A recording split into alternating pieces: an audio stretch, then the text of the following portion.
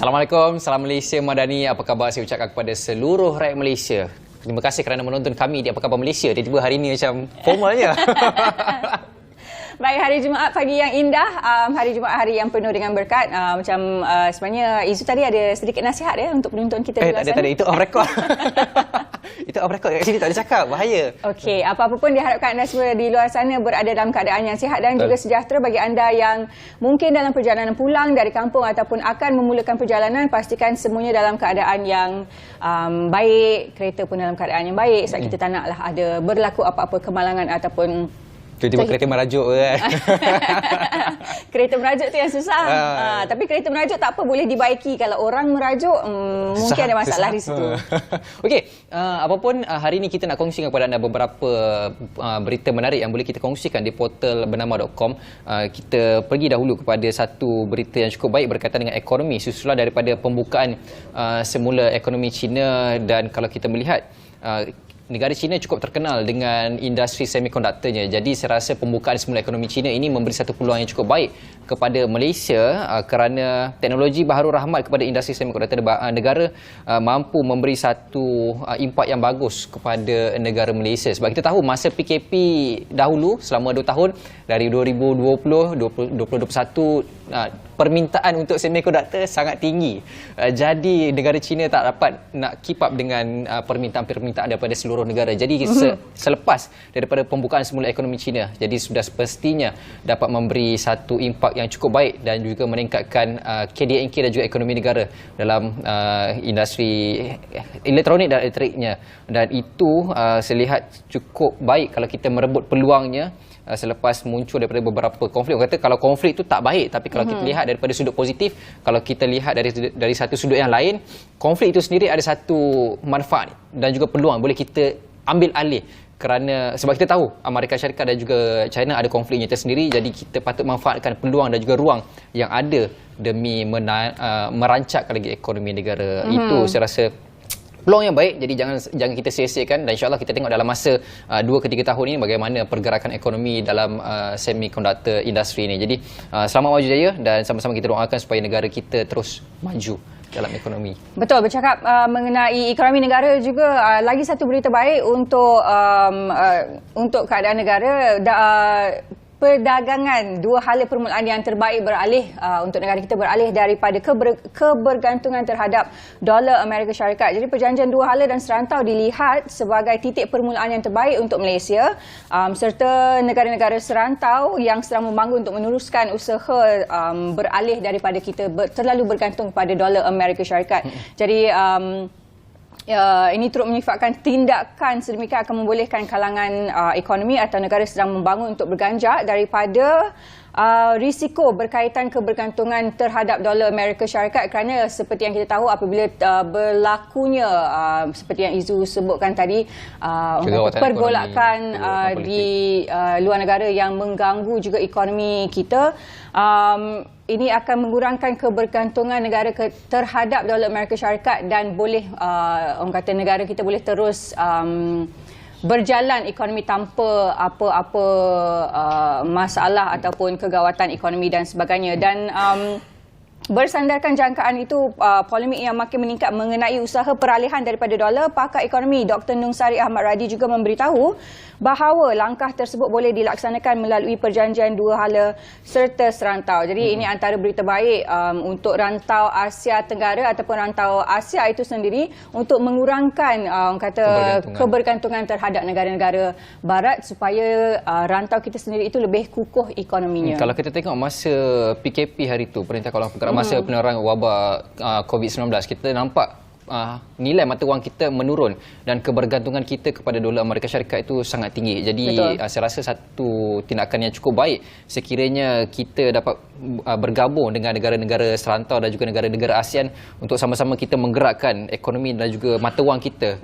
Sebab kita tahu kalau ekonomi naik, politik kita stabil, kita punya hubungan dua hala pun cantik. So insya-Allah kita punya mata wang itu akan melonjak dari masa ke semasa dan kita dapat mengembalikan kegemilangan kita, mata wang kita satu ketika dahulu yang pernah dicapai pada 1980 ke 1990 macam tu saya tengok. Tapi kita cuba kembalikan zaman kegemilangan Malaysia, harimau kembali mengaum.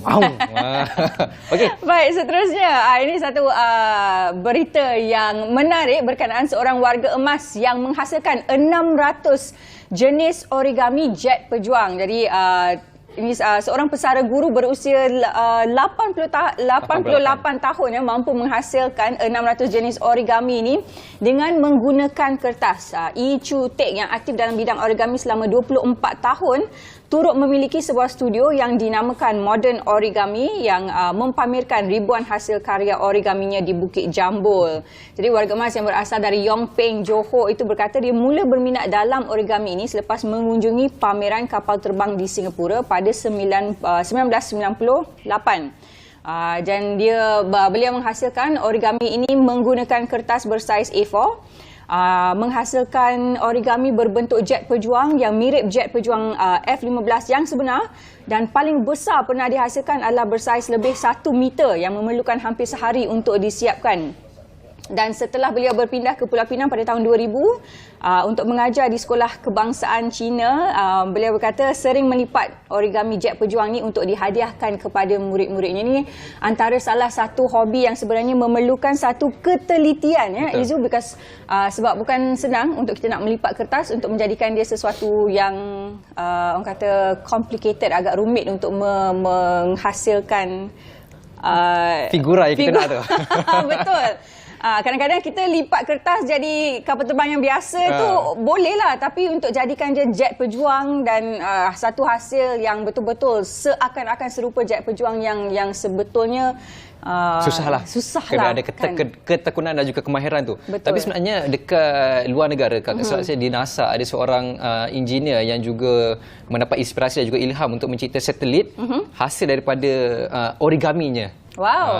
So daripada origami dia beralih ke NASA, ke angkasa. Ke angkasa. Ke angkasa. Tapi topik itu kita akan cakap sekejap lagi, ke angkasa. Tapi ke angkasa itu ada berkenaan dengan topik kita pada hari Betul. ini.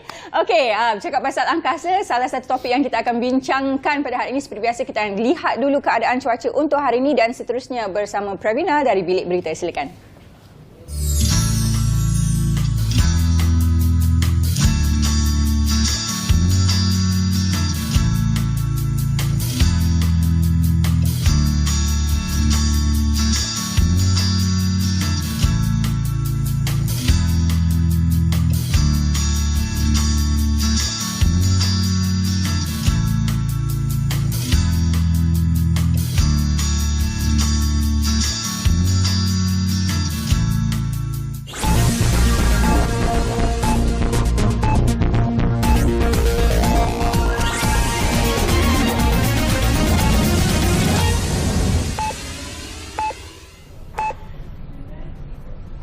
Selamat dan salam Malaysia Madani, saya Pravina Trisingham dan dari Bilik Berita dimulakan dengan perkembangan ini. Beberapa negara Asia memindahkan beribu-ribu rakyat mereka dari Sudan akibat gencatan senjata antara tentera dan pasukan separa tentera Rapid Support Forces RSF untuk 72 jam.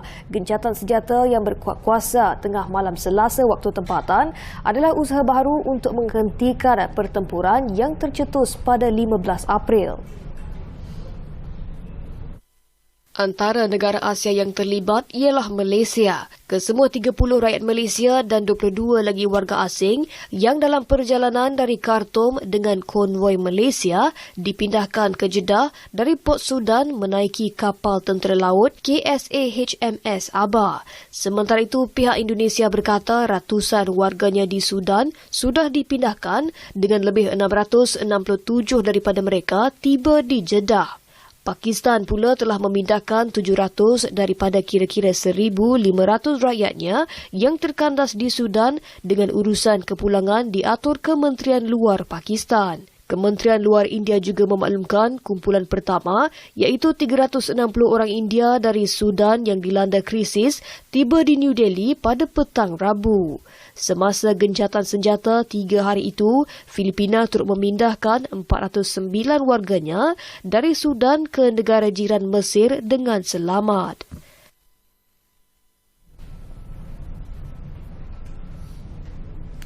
Sepasang suami isteri yang terlibat dalam aksi menunggang motosikal secara berbahaya Isnin lepas tampil menyerah diri di bibu pejabat polis daerah Kota Baru semalam selepas 2 hari menghilangkan diri. Ketua Polis Kelantan, Datuk Muhammad Zaki Harun berkata, masing-masing yang berusia 17 dan 16 tahun hadir ke IPD berkenaan pada 10 pagi dan kemudian ditahan unit 42 bahagian siasatan dan penguatkuasaan trafik bagi membantu siasatan. Kes disiasat mengikut Seksyen 42-1 Akta Pengangkutan Jalan 1987 kerana menunggang dengan aksi berbahaya kepada diri sendiri dan pengguna jalan raya yang lain. Sebelum ini, pasangan terbabit diburu polis selepas video aksi Vili berdurasi 28 minit mereka tular di media sosial dipercayai berlaku di Jalan Pasir Putih, Kampung Peringat, Kota Baru.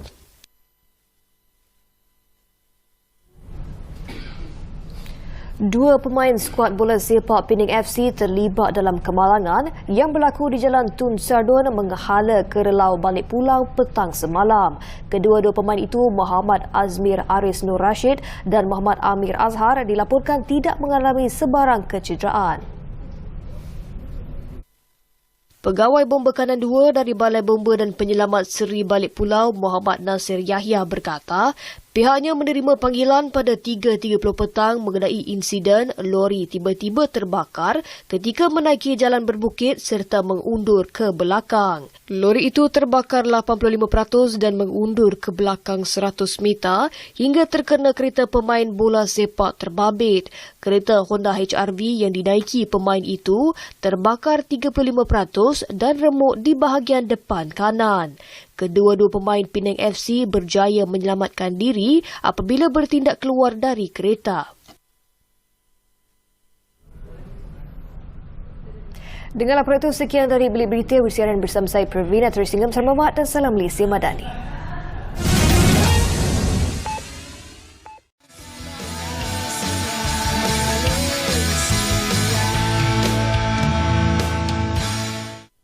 Baik, bertemu kembali dalam Khabar Malaysia. Pasha, I want to ask saya. you a question. Tiba-tiba bahasa Inggeris. What is that question, Yuzu? Dia tak jadi.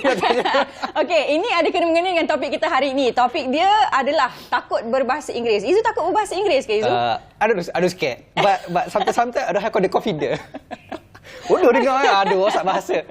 Okey, untuk kita bercakap mengenai topik kita pada hari ini, takut berbahasa Inggeris.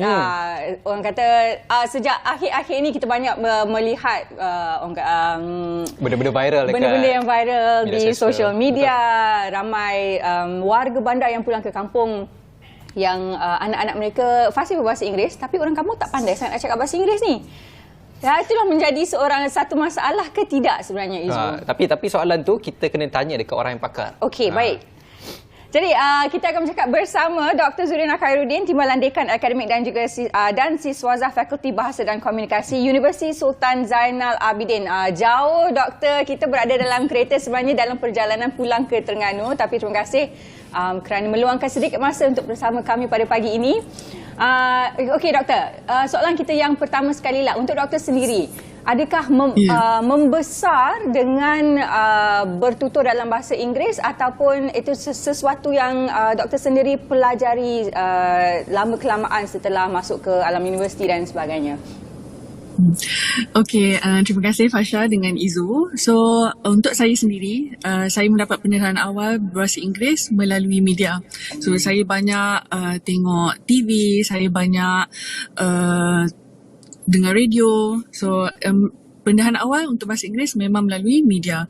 Tapi saya juga mendapat pendidikan awal di sekolah dari tadika, sama macam orang lain. Cumanya saya ada peluang untuk ke UK sebab saya sama mak saya sama belajar. So kami sekeluarga ikut selama setahun. Dan jadi pendidikan tu untuk bahasa Inggeris tu surrounding saya punya persekitaran, saya dapat banyak lah masa saya selama setahun di UK. Cuma bila saya dah balik Malaysia semula, balik ke Terengganu, persekitaran yang sama. So saya punya kemahiran berbahasa Inggeris tu dia berkurang dengan sangat banyak lah. Dan saya saya guna balik bahasa Inggeris tu sejak saya masuk universiti dan kemudiannya mengajarlah di Uniza. Kalau kita lihat generasi sekarang, bukan kalau kita generasi lah, daripada kita membesar dulu, berbahasa Inggeris ni merupakan satu perkara yang cukup mengerikan. Jadi macam doktor melihat sendiri kalangan-kalangan mahasiswa terutamanya, sebab doktor merupakan antara individu yang cukup dekat dengan pelajar di universiti.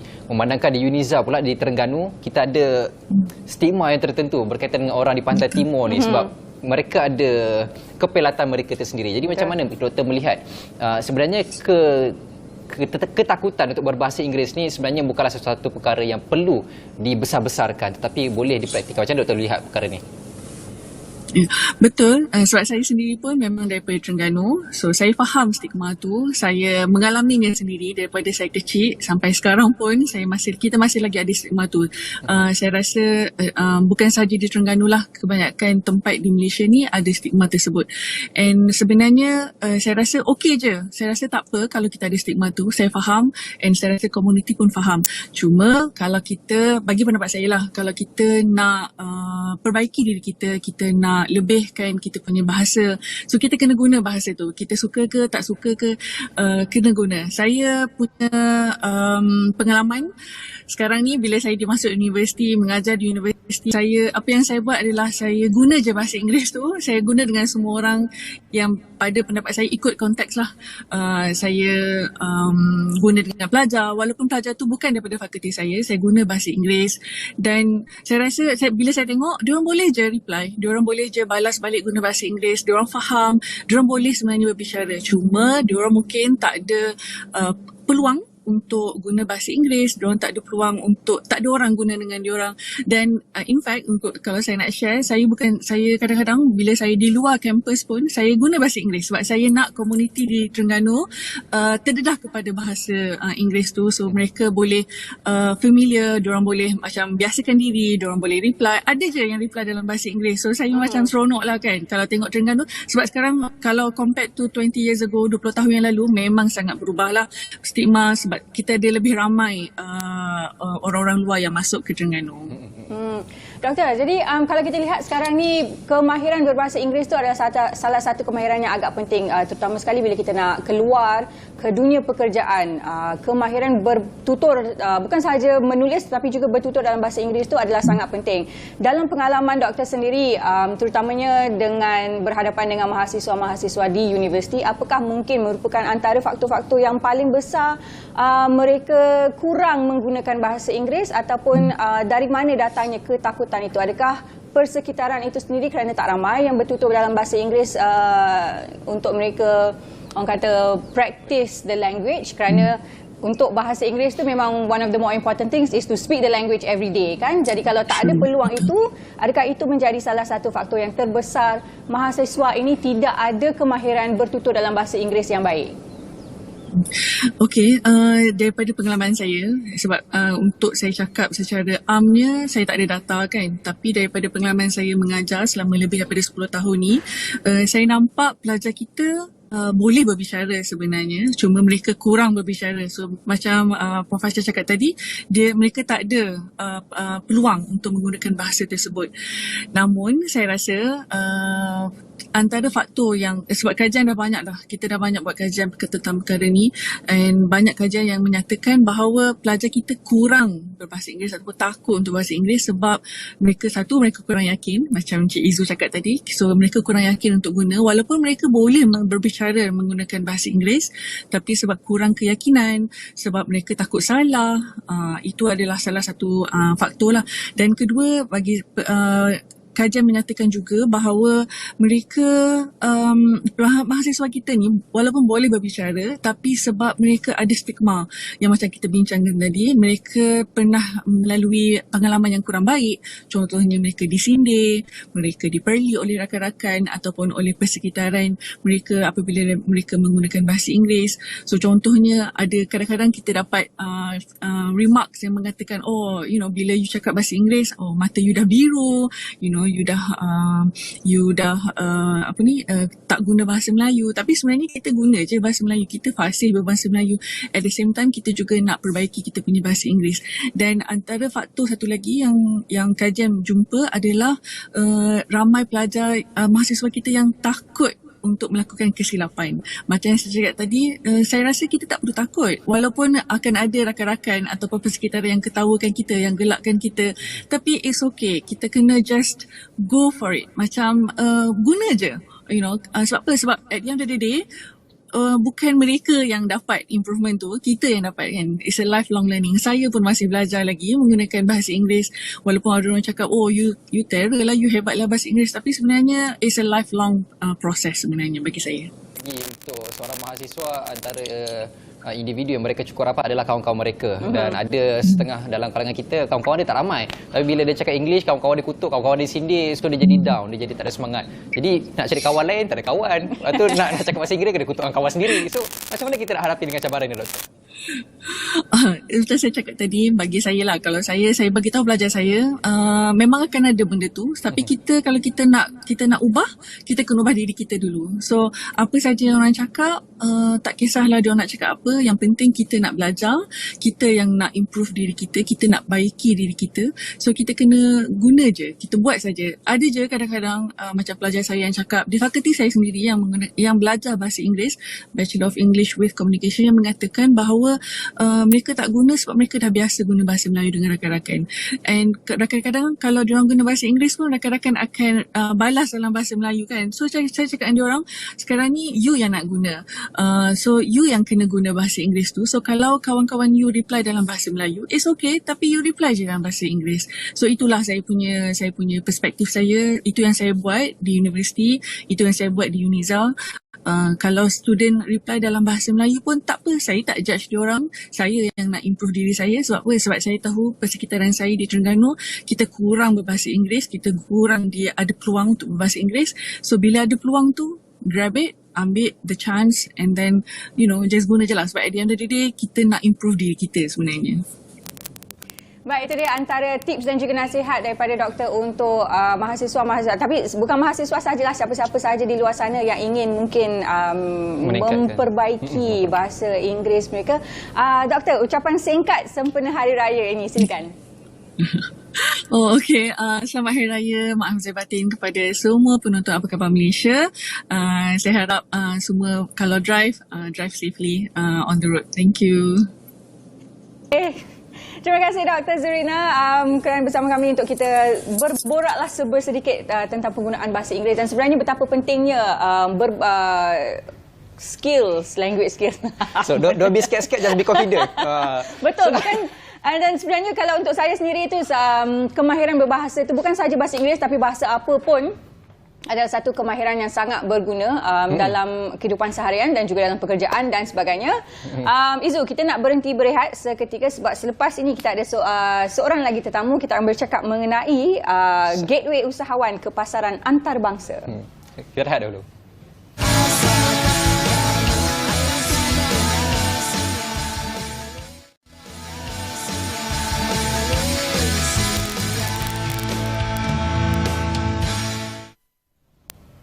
Baik, Malaysia. Tadi kita dah bercakap soal scared to speak English. Now we come back to sense of Malaysia. Okay, we need to practice a little bit more, because we need to raise your confidence speaking English. Baik, apa-apa pun, anda masih lagi bersama kami dalam Apa Khabar Malaysia. Tadi kita dah sebut sedikit tentang sense of Malaysia, iaitu gateway usahawan ke pasaran antarabangsa.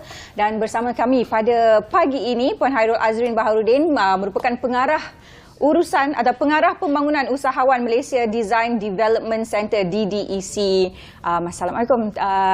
Thank you for being with us this morning. Terima kasih. Selamat pagi. Selamat pagi. Okey, kita mulakan dulu perbincangan, borak-borak kita lah pada pagi ini. Boleh tak Puan terangkan serba sedikit tentang Pusat Pembangunan Reka Bentuk Malaysia ataupun DDEC ni dan apakah antara fungsi dan juga peranan utama DDEC? Okey. Pusat Pembangunan Reka Bentuk Malaysia atau bahasa Inggerisnya lah, because we were talking about English just now kan. Okay. Malaysia Design Development Centre. Jadi secara ringkasnya kita panggil DDEC lah, DDEC. Okay. DDEC ataupun DDEC adalah anak syarikat Majlis Amanah Rakyat di bawah penyelenggaraan Kementerian Kemajuan Desa dan Wilayah. Okay.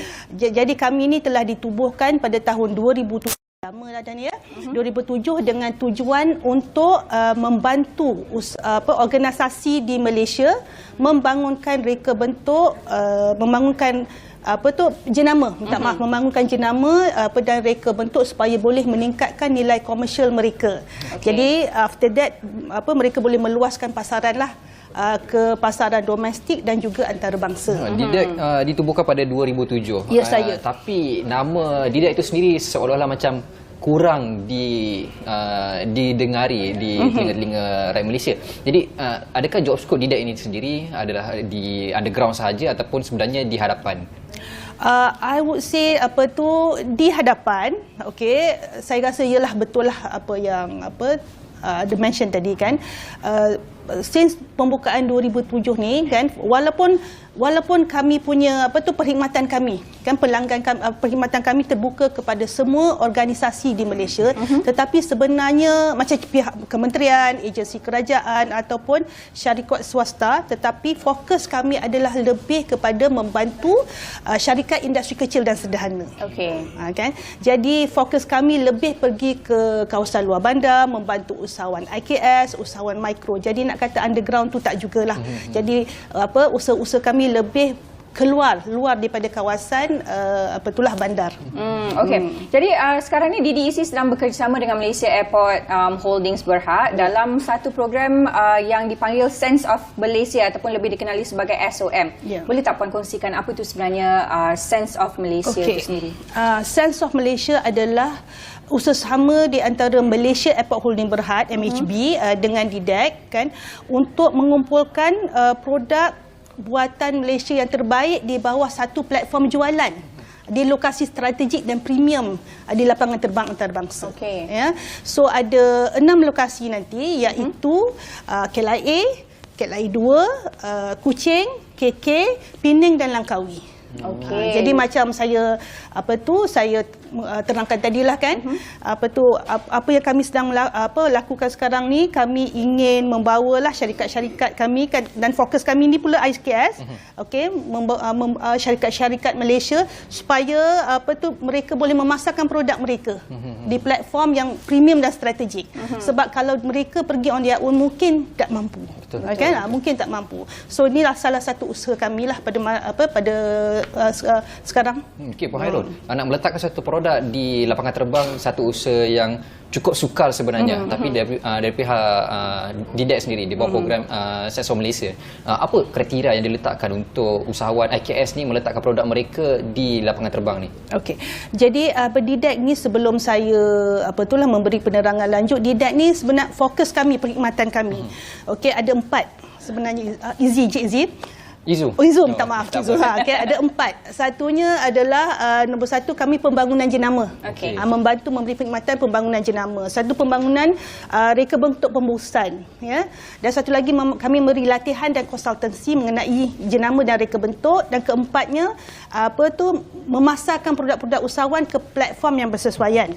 Jadi dalam memberi perkhidmatan ni, inilah kami menjerus kepada kerjasama bersama MHB kan. Jadi bila usahawan tu ingin masuk ataupun syarikat-syarikat IKS ingin memasuk ke pasaran Sense of Malaysia, kita kena ingat Sense of Malaysia adalah di premium strategik lokasi di airport kan. Jadi siapakah pelanggan mereka, siapakah yang akan membeli? It is what we call travelling tourist, kan, travelling or tourist. Jadi ada kriteria-kriteria dia. Di situlah Didak sebagai agensi yang membangunkan jenama akan membantu usahawan untuk meningkatkan atau supaya usahawan kita, syarikat kita boleh meet the standard. Okay, jadi kalau nak meet the standard tu, apakah jenis standard dia tu? Nombor satunya pembungkusan tersebut.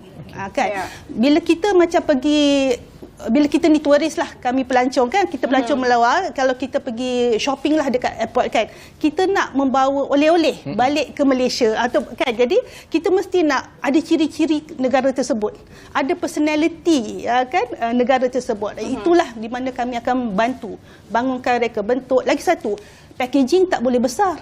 Dia ada size dia, especially kalau produk macam liquid. Kan, tidak boleh melebihi sesuatu kan. Itulah di mana konsultansi kami untuk memastikan mereka meet the criteria.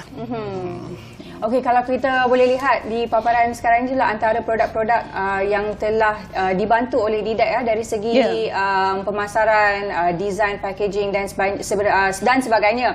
Dan adakah semua produk-produk ini boleh didapati di SOM yang Puan sebutkan tadi? Ya. Kalau kita nak tengok produk-produk tersebut adalah produk-produk usahawan syarikat IKS Malaysia, kan?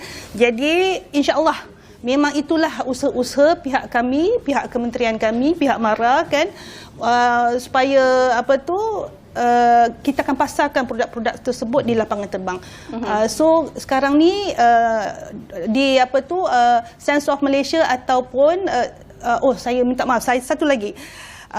Di bawah program Sense of Malaysia ni, selain fokusnya adalah di bawah satu program kita panggil himpun. Okey. Himpun. So himpun ni adalah program IKS. So inilah usaha-usaha pihak kami, kementerian kami, agensi kami membangunkan produk-produk ni di bawah satu program IKS. Okey, itulah contoh-contohnya, Fasha. Okey. Kan? Jadi insya-Allah produk-produk tersebut akan berada di lapangan terbang. Tapi sebenarnya kebanyakannya sudah ada di Langkawi International Airport. Okey. Maknanya usahawan perlu menyertai program himpun tersebut, lepas tu akan dibawa ke airport untuk kita lihat apa kriteria yang boleh kita meet dengan demand dan juga keperluan yang ada di airport. Okey, untuk usahawan sendiri, macam mana mereka nak join program himpun ni? Okey, mereka boleh berhubung dengan pihak kami pada nombor 019 222 3300. Okey. Ataupun boleh cek website Sense of Malaysia, www.senseofmalaysia.my. Okey. Okey, kita bercakap tentang Sense of Malaysia ni, nama dia pun dah Sense of Malaysia. Jadi mungkin antara kriteria produk yang diambil oleh program himpun ini sendiri adakah perlu ada kata ciri-ciri kemalaysiaan ataupun boleh apa-apa produk sahaja? Okey, ada 4 kategori produk yang kami ingin pasarkan lah. Okey, salah satunya adalah produk makanan dan minuman. Tapi kena ingat bukan sebarang makanan minuman, kan, sebab ini di airport. Makanan dan minuman. Nombor 2 adalah produk craft. Nombor 3 adalah fashion, dan keempat adalah kesihatan dan kecantikan. Macam produk spa dan seterusnya lah. Antara empat-empat tu, mana satu yang paling banyak mendapat permintaan dan juga permohonan untuk disertai? Paling banyak adalah makanan dan minuman. Kan? Tetapi saya rasa yang paling laku ni, yang penting adalah produk craft. Betul. Okeylah, because dia seperti membawa sesuatu daripada Malaysia untuk pengunjung ataupun pelancong bawa pulang ke negara masing-masing. Selain daripada di lapangan-lapangan terbang, adakah SOM ini akan dibuka di lain-lain tempat pelancongan ataupun tourist attraction dan tourist spots, mungkin di kedai-kedai museum ataupun di Suria KLCC dan sebagainya? Ada tak perancangan sebegitu? We'll see how things go, tetapi pada masa yang sama, pada masa setakat ini, fokus kami adalah di 6 lapangan tersebut. Okey. And semuanya memang di International Airport Malaysia lah. Right. Kita nak tahu juga macam kita, Puan Hairul sebut tadi berkaitan dengan himpun. Maklumat berkaitan dengan program himpun itu sendiri, kita nak tahu lebih dalam lanjut. Mungkin Puan Hairul boleh kongsikan. Okey. Himpun ni, as I mentioned earlier, kan, kita ada Sense of Malaysia. Itu adalah payung besar. So Sense of Malaysia ni akan mengumpulkan semua syarikat-syarikat di bawah satu bumbung, tetapi himpun pula adalah fokus kepada industri kecil dan sederhana. Bukan tu saja, malah usahawan mikro pun boleh participate. Kan kadang-kadang kita fikir usahawan mikro, kemungkinan macam usahawan craft, kebanyakan adalah usahawan mikro. Mereka mereka they produce produk mereka di rumah. Tetapi itulah yang permintaan paling tinggi. So kalau himpun ni contohnya 4 kategori, kan? Jadi datanglah ke Didac, kan, dan kita fokuskan kita bantu konsultansi, kan, kita bagi latihan bagaimana dia boleh meet requirement pelanggan-pelanggan di airport. Jadi setakat ni ada tak antara jenama-jenama yang telah dihasilkan dengan kerjasama Didac sendiri yang telah pun mendapat tempat di pasaran antarabangsa? Salah satunya ada setakat ini kami terdapat 59 syarikat IKS. Okey, 59 syarikat yang telah kami bantulah untuk branding, packaging, make sure dia meet kriteria di airport, kan? So dalam 59 tu saya rasa kebanyakannya adalah produk syarikat-syarikat IKS, kan? Salah satunya macam Jiwa, kan, yang Tiffin tu mendapat permintaan yang cukup tinggi. Kita ada QM, produk spa, kan, satu botol spa tu bukan calang-calang harganya tetapi permintaan sangat tinggi, kan, dan a few lah, ya, produk makanan dan minuman. Okay.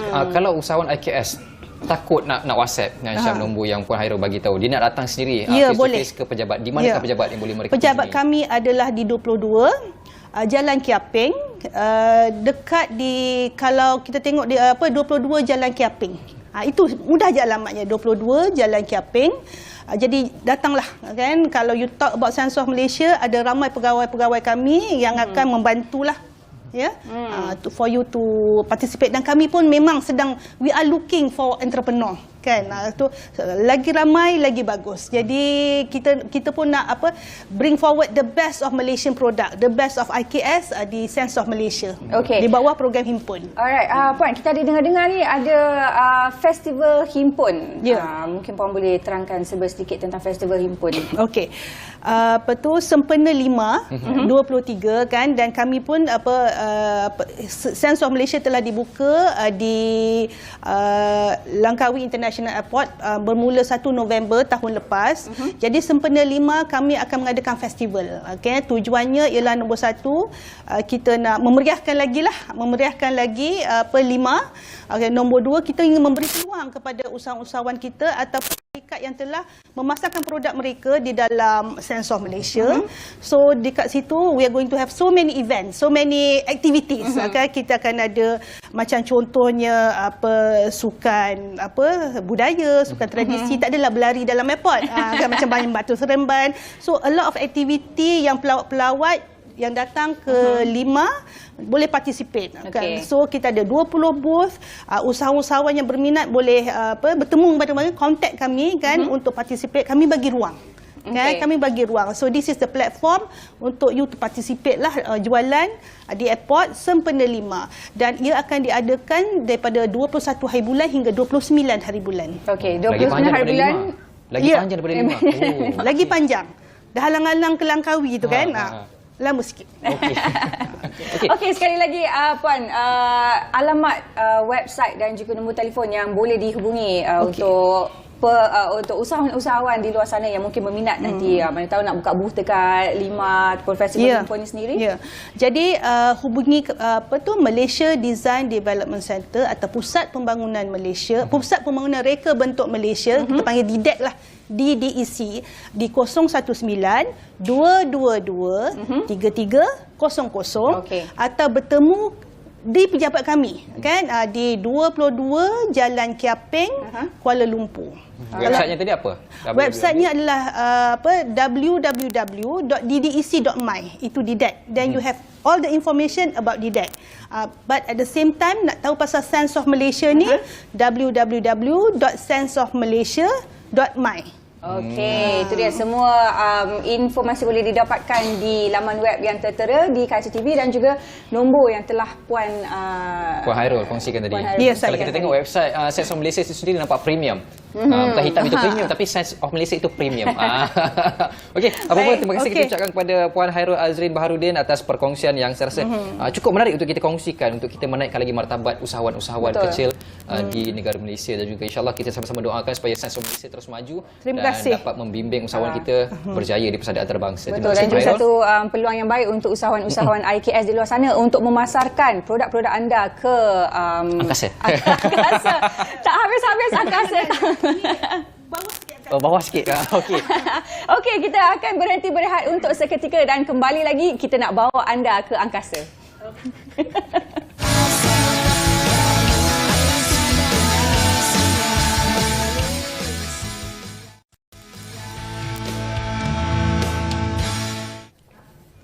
Baik, kembali bersama kami dalam Apa Khabar Malaysia. Terima kasihlah kerana masih setia bersama kami. Dan dari tadi Izu tu tak sabar-sabar nak ke angkasa. Sekarang kita nak fly to the sky. Fly to the sky ke fly to space? Dua-dua boleh. Dua-dua boleh.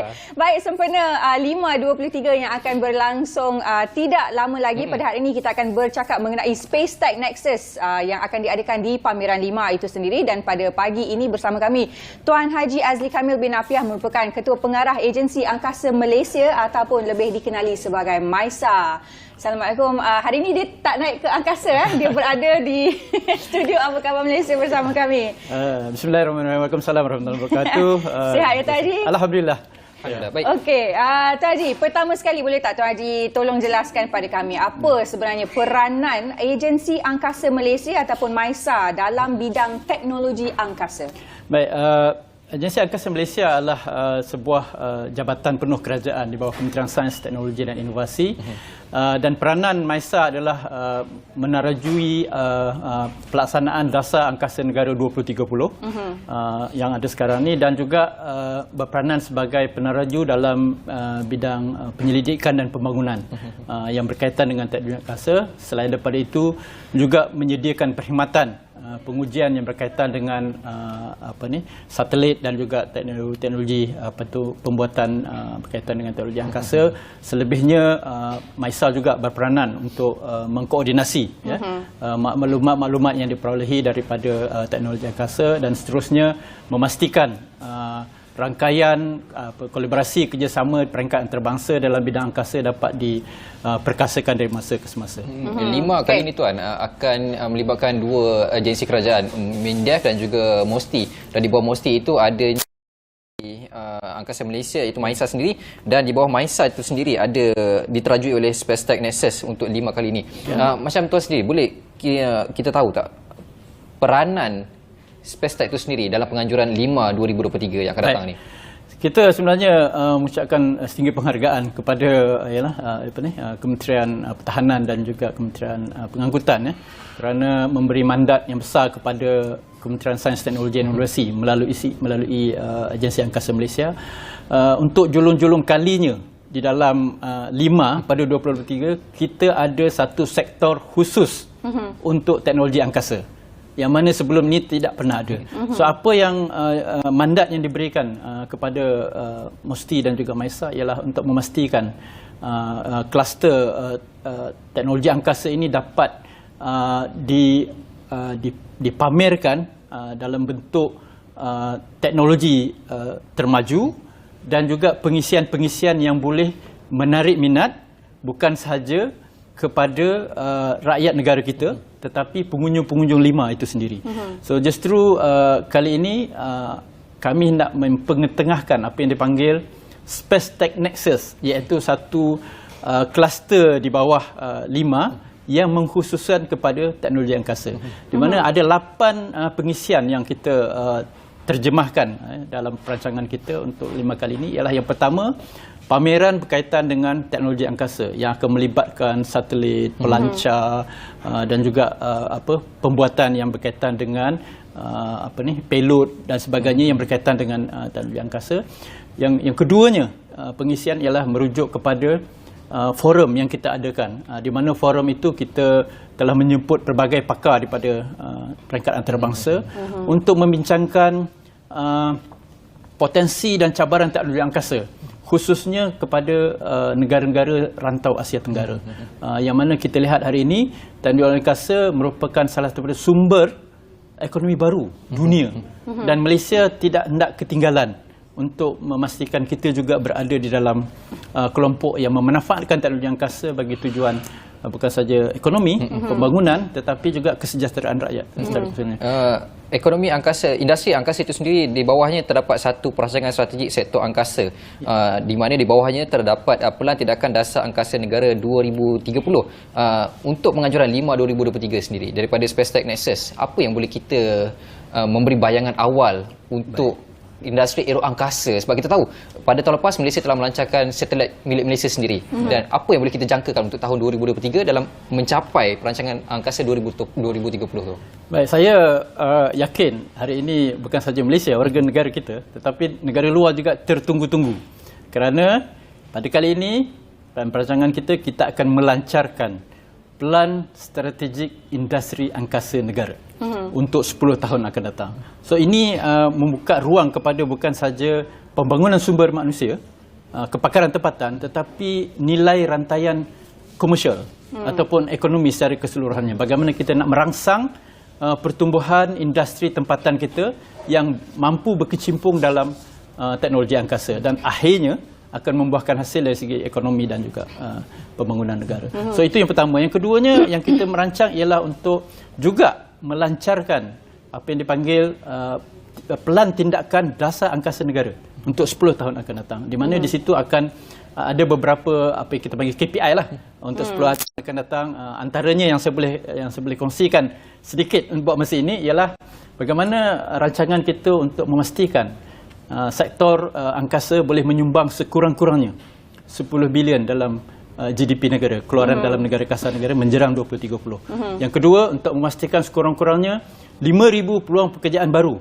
kepada generasi muda kita dalam sektor angkasa menjelang 2030. Dan yang ketiga ialah untuk memastikan Malaysia juga antara 3 teratas dalam memanfaatkan teknologi angkasa bagi tujuan ekonomi, pembangunan dan juga kesejahteraan rakyat.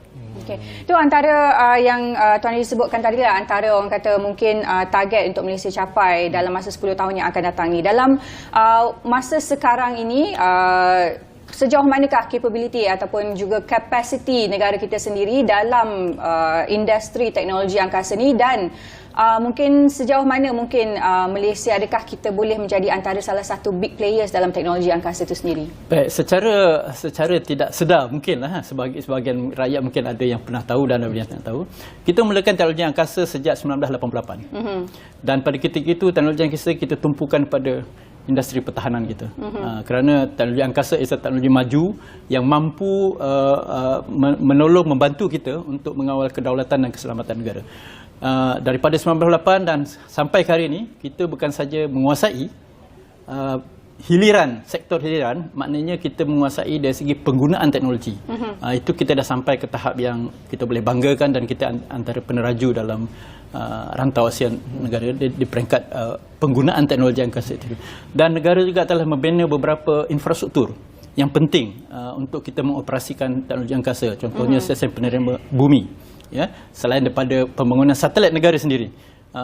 Untuk pengetahuan, setakat ini dalam catatan kita telah ada 10 satelit negara sebenarnya berada di angkasa. Ada yang telah habis umur, ada yang sedang beroperasi, dan insyaAllah dalam perancangan 3 tahun akan datang kita akan lancar beberapa satelit lagi. So ini antara kapasiti kita dalam rantau Asia Tenggara. Kita memang sebenarnya telah antara yang teratas. Khususnya dalam memberi perkhidmatan. Contohnya, saya katakan kita ada satu infrastruktur untuk membuat pengujian dan integrasi pembinaan satelit kita dibanting.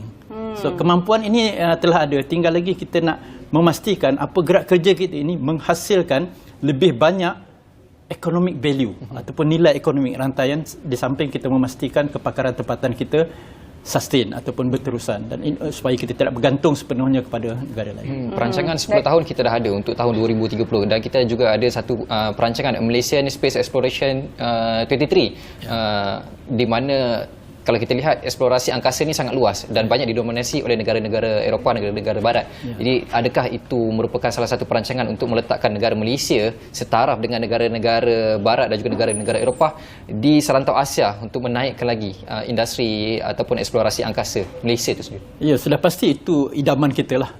Kerana kita faham hari ini apa yang dipanggil maklumat adalah a world currency. So, salah satu cara untuk mengumpul maklumat ialah melalui teknologi angkasa. So, kalau kita hendak melangkah lebih maju ke hadapan untuk menjadi negara maju dengan yang masyarakat yang bangun, kita perlu menguasai maklumat ini. Dan untuk menguasai maklumat ini, kita terlebih dahulu mesti menguasai teknologi untuk mendapatkannya. Jadi, itu antara perancangan kita agar bukan sahaja kita boleh menguasai, tetapi akhirnya kita juga boleh memberi perkhidmatan kepada dunia dalam space teknologi. Kita faham cabaran teknologi angkasa bukannya kecil, ya. Kita baru-baru ni kita telah ada beberapa berita yang dipaparkan berkaitan dengan teknologi angkasa, kegagalan space melancarkan roket di Malaysia. United Kingdom gagal melancarkan roket dia yang terbaru Jepun, ya. Tetapi teknologi ini bukan disebabkan oleh kegagalan itu. Apa yang penting dalam penerokaan teknologi ialah apa yang boleh dihasilkan daripada teknologi, apa inovasi baru yang dihasilkan. Kita faham hari ini dunia telah merancang, China semua nak pergi ke bulan semula, ya, melalui Artemis Accord program, dan China juga melalui program di Luna, dan dua blok ini juga telah berusaha untuk memastikan memiliki stesen angkasa lepas masing-masing di atas bumi. Ya, itu adalah matlamat, tetapi sepanjang perjalanan dia menghasilkan teknologi itu, berapa banyak teknologi baru dapat ekonomi yang Tuan, harapan untuk 5 2023. Saya berharap untuk 5 kali ini bukan saja ia membuka ruang kepada industri tempatan kita untuk berkembang, kerana teknologi maju memerlukan satu usaha bersama, ya. Dia tidak boleh berhenti. Yang keduanya, untuk kita memastikan juga kesinambungan kepakaran tempatan kita nak bangunkan. Kerana tahun ini Minggu Sains Negara juga pada bulan Mei kebetulan pada 5, dan kita akan merangsang untuk